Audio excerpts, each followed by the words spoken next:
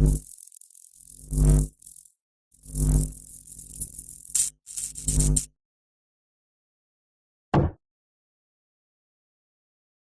there, Stinky Deeps here. Welcome to the Benzo Rehab Projects Channel.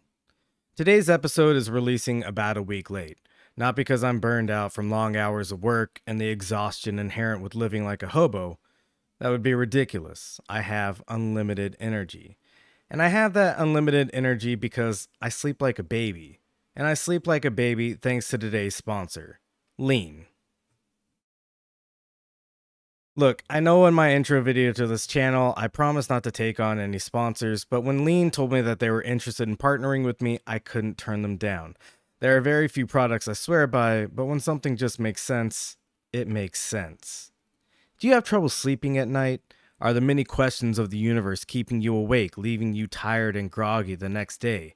Do you often wake up in a cold sweat after experiencing lucid night terrors? Try Lean. Lean is made using only the finest dextromorphin extracted from back alley CVS cough syrup sales. The scientists over at Lean use this pure DXM to make an exquisite scissor that they then infuse to a denatured alcohol cocktail. But enough fancy talk. Lean will put your ass right to bed, guaranteed, every time. Testing done at the Lean laboratories showed overwhelming positive results in test subjects, with a near 100% rate of subjects experiencing a full night's rest with little to no risk of waking up at any time. Now, I've only been using Lean for a couple of days now, but I'm already seeing massive results. I even slept through my alarm this morning. So I highly recommend Lean for anyone having trouble getting to sleep at night. If you go to my link tree in the description below, I'll place a link for you to get a free trial of Lean today, offer valid while supplies last. Okay, back to the video. When you move into your own abandoned house, you'll want to start getting to work right away, especially depending on the condition of the place you're in. In my case, there's only a few rooms with a safe enough floor to sleep in, one of which I am prioritizing for renovations because it will be the primary bedroom for my partner and I. And there's very little space available for storage in the rest of the house, because everything's a wreck. I mentioned in the last episode that I stuffed all my things into what will be the living room and covered it all in plastic to keep the dust out. That's because it was one of the few rooms downstairs that had a stable enough floor to hold all of my things. That floor will need some work later on, but it's good enough for now while I start work on other areas of the house. Which brings me to the topic of today's episode, which is how to start the demolition process and how to do it safely and effectively. Once you've identified where you're going to sleep, where your stuff can be stored, and hopefully where you can take a piss or have a shower, you'll need to figure out where you're going to start taking down the finish walls if you need to. Finish walls can be made out of a variety of things: wood paneling, drywall, plaster and lath, OSB. Hell, you can make a finish wall out of mud if you damn well want to. In my case, there was a very noticeable sag in the back area of the main hallway of the house, so I decided to start there. And that's my first bit of advice when it comes to demolition. Start in the area of the worst problem you can find. You'll need to be getting deep into the big problems of the house early on so you can identify the causes of those problems, fix them, and then hopefully never have to revisit them again. It turns out that the sag in the back of my hallway was from some of the poorly installed plumbing to the upstairs bathroom, which leaked into the frame and then the main support beam and the original sill and caused massive amounts of dry rot, in addition to making all of that wood a tasty treat for termites. Wonderful. And here's why it's important to look into these major problems first. This repair is unfortunately outside the scope of what one person should try to do alone.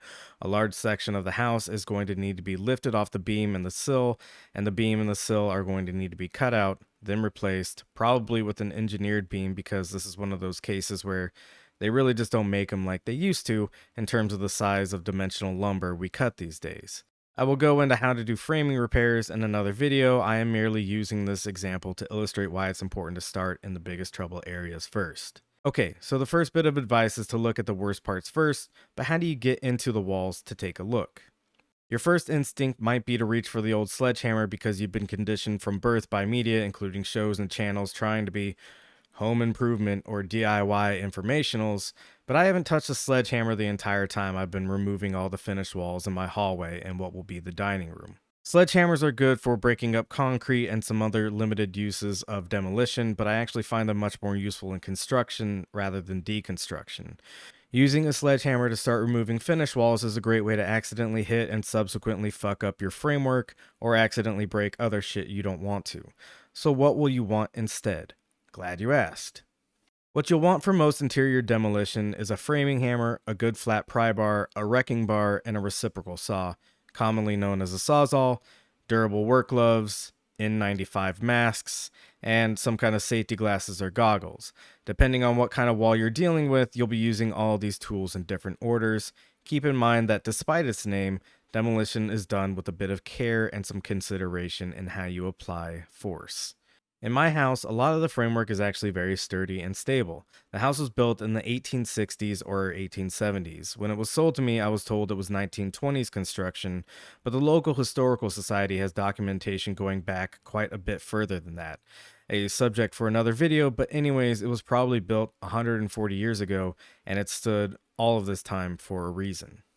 All that to say, what you're trying to do is remove all the bullshit around the frame, not destroy everything, so keep that in mind when you start going at the walls. Before you start any demolition, you'll want to make sure that the breakers that service the area you are working in are off. However, that will not always be enough to be completely safe from electrical shock, especially when you are dealing with an older house that has had lots of rewiring and additional wiring done in a piecemeal fashion. I'll be giving some tips later in the video about how to deal with live electrical when you can't isolate which breaker is connected to the receptacle or light switch you are working around. So, let's imagine that all the breakers in the area you're working in are off. Drywall. If you are dealing with drywall, the best way to go about demolishing it is to tap around with your framing hammer to make a hole between some studs.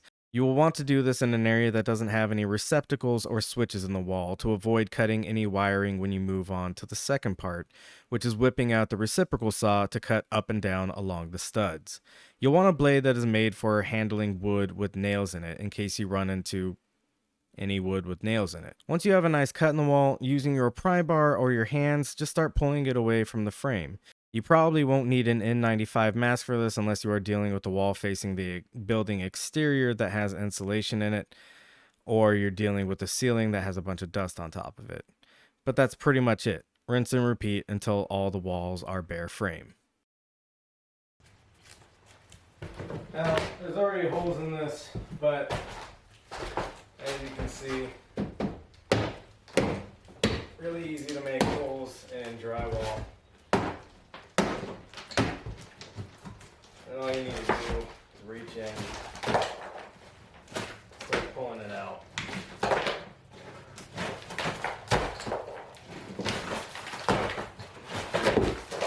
Hopefully it comes away in bigger chunks, but sometimes you gotta deal with what you get.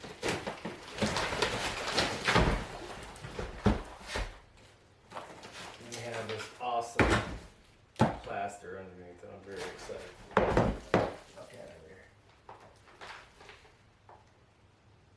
Now we have old rotten wood behind the wall for some reason. That's incredible.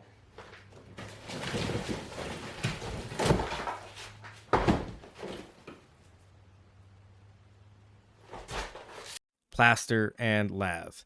If you're super duper lucky like me, you'll find out that behind the drywall is an older form of finish wall that drywall mimics, called plaster and lath. If you find this behind the drywall, you can feel free to just walk away from the project and nobody would blame you. But if you decide to press on, well, this is going to be a labor-intensive process, unfortunately. Keep in mind that depending on when your house is built, you may be dealing with asbestos in the plaster. If that's the case, you'll want to upgrade from an N95 mask to a respirator rated to handle lead and asbestos particulates. I'm fortunate that my house was built long before asbestos became regularly used in construction, but I still wore an N95 mask, and I'm glad I did because after a day of busting out plaster, my mask was absolutely filthy, and I was breathing just fine. I gotta have another sip of this lean.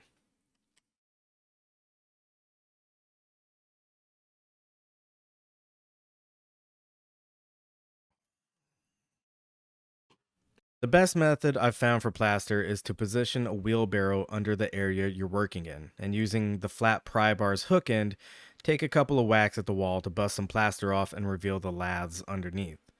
You'll want to remove all the plaster you can before you remove the lath slats, so using the other end of the flat pry bar or some other kind of flat prying implement, you'll want to run it along the laths, pulling the plaster away in chunks and into the wheelbarrow below.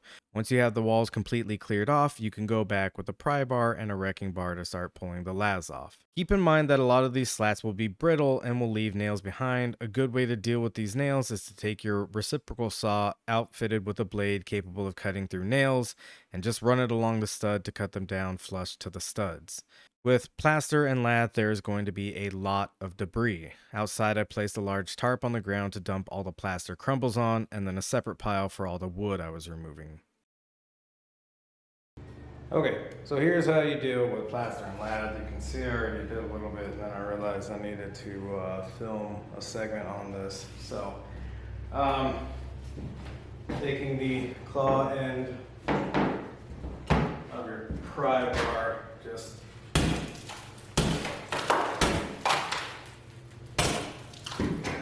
so I don't know how well you can see it, but you can see the lath slats underneath. And then you just run the flat grip over it, pulling it away, revealing the wood slats underneath.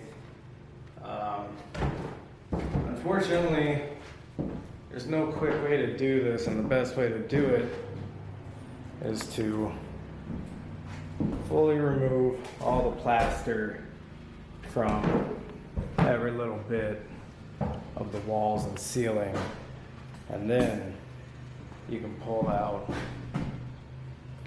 the slats. I'll show a little bit more.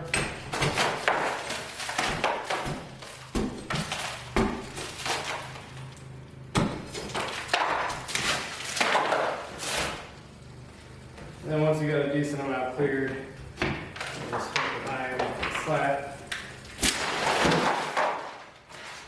pull it out like that. So, my advice is to wait until you have all the plaster removed before you start doing any of that.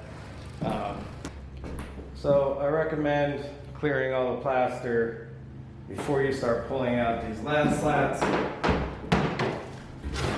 The reason being that you're going to have to pick up all this plaster with some kind of shovel or a large dustpan. And then if you have a bunch of lath slats in that pile of plaster, it's very difficult to shovel up, everything gets caught up, and it's miserable to deal with. So get rid of all the plaster first in whatever section you're working, and then you can pull the lath slats out. That'll just save you some trouble when it comes to cleanup. Overall, for cleanup, I think what I'm going to do, because I have to replace this floor, is I'm going to, let me swap this around real quick. I'm going to cut a hole in the floor and just sweep it all into the hole. This is kind of a lazy way to do it, but the problem is that I have to go all the way up these stairs with a wheelbarrow, which won't even fit around that corner very well if I want to do it a different way. So I'm thinking cut a hole in the floor, probably this corner, and just sweep it between the hole in the floor. I also, like I said, have to replace this entire floor. The joists are a little bit too spread apart. You can't see it. I don't even know why I'm showing the floor here. So I'm gonna have to put some new joists in to make up the difference between the joists that are spaced too far apart. So since I'm gonna be cutting a hole in the floor anyways, I might as well just sweep it all to the floor below. All right, wood paneling. This is probably the easiest stuff of the bunch to remove, fairly straightforward to deal with. The bottom third of the walls in my hallway were real wood panels, and all you need to do is get your pry bar between the wood panels and the framing studs and give them a good yank to pry them loose. If you're dealing with fake wood paneling, just find a corner, pry it loose, and give the whole thing a good firm pull. It's usually that easy to get a full piece of fake wood paneling off. Okay, here's how easy it is to take down wood paneling.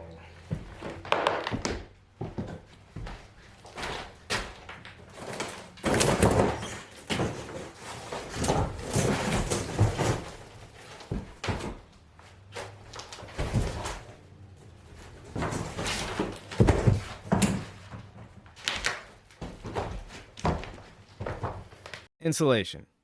Behind all of your exterior facing walls, there is going to be some insulation. If you're dealing with more modern stuff with the paper backing, what is called faced insulation, that face is used as a vapor barrier, tear out should be rather easy. However, if you are dealing with the ancient stuff I have in most of the house, it's going to be a mess. The best solution I found for this is to let it all just fall on the floor and using a broad shovel or a dustpan, scooping it up and placing it inside a trash can with a contractor trash bag inside of it. You don't want to use a regular trash bag because this stuff gets heavy pretty quick and it was stressing the material of the contractor bags I had, let alone if I was using a lesser trash container. Electrical safety. I mentioned earlier that I would talk about electrical safety in a scenario where you can't turn off power to an outlet for one reason or another. And while there are very few circumstances where there are no alternatives to working on a powered circuit, I will use this moment to demonstrate some basic fundamentals of electrical work and tools you should have handy. Again, you should always try to turn off electricity to whatever area you're working in. However, you may run into a circumstance where you have an outlet or a switch daisy-chained from a circuit that you can't turn off because it is handling something essential, like a well pump. Or maybe it's the same circuit powering your computer that is playing your work music playlist, which is all the way upstairs and you don't want to turn it off and work in eerie silence with nothing but your thoughts keeping you company. Either way, here's a clip of me explaining some basic principles of electrical work. Okay, I tried recording me doing this a couple of times with actual wiring, but each time the video file was corrupted for some reason, and I'm wondering if it has to do with the electrical tester I'm using causing some kind of interference, which would be neat from a theoretical perspective, but is also completely baffling and totally annoying to me. After 4 attempts to record this segment, I have given up. This is the only time I've had trouble with the recording, and the consistency of it being only the portion I've tried to record doing electrical work makes me think there's some causal link there, and the only thing I can think of is the electrical tester I'm using. I will try to figure out why I'm having this issue and will include the demolition part of electrical work in a later video on general electrical work in the future. Sorry for the inconvenience. Okay, so now that you've got a bunch of stuff removed and probably taking up any space you have in your yard, you've got to get rid of it. I'll just go ahead and assume you don't have a several $1,000 dump trailer, so what I recommend is getting a roll-off dumpster delivered to your place. Your prices will vary based on your location, but I would set aside about $800 for this. I was lucky that a neighbor offered to help using their excavator with the claw attachment, so filling the dumpster was just a few hour process. If you don't have access to a helpful neighbor, filling a dumpster like this will probably take you all day to do. This is another instance where a wheelbarrow will come in handy. The proper way to fill a dumpster is to, of course, start at the back, piling things as close to the top as possible. You don't want to go too far over the top of the dumpster because most companies who offer services like this have trucks with canopies that extend to cover the top of the dumpster to keep debris from flying out when they haul it off. They usually aren't too keen on your junk ruining their canopy, though it is sometimes unavoidable. Best thing to do is to make sure it's all secured inside the confines of the dumpster. Okay, that's probably good for now. Hopefully you learned something useful. Stay tuned for my next video where I'll be going over framing repairs, and please be sure to check out this episode's sponsor, Lean.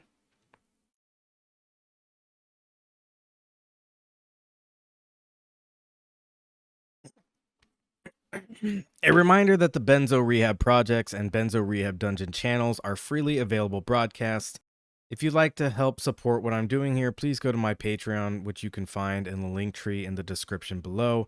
You can give as much or as little as you like, but I like to be upfront and letting people know that there are no paywalls, so you won't get anything special out of it, but it sure makes me feel nice inside. As always, we love you. Please take your medicine.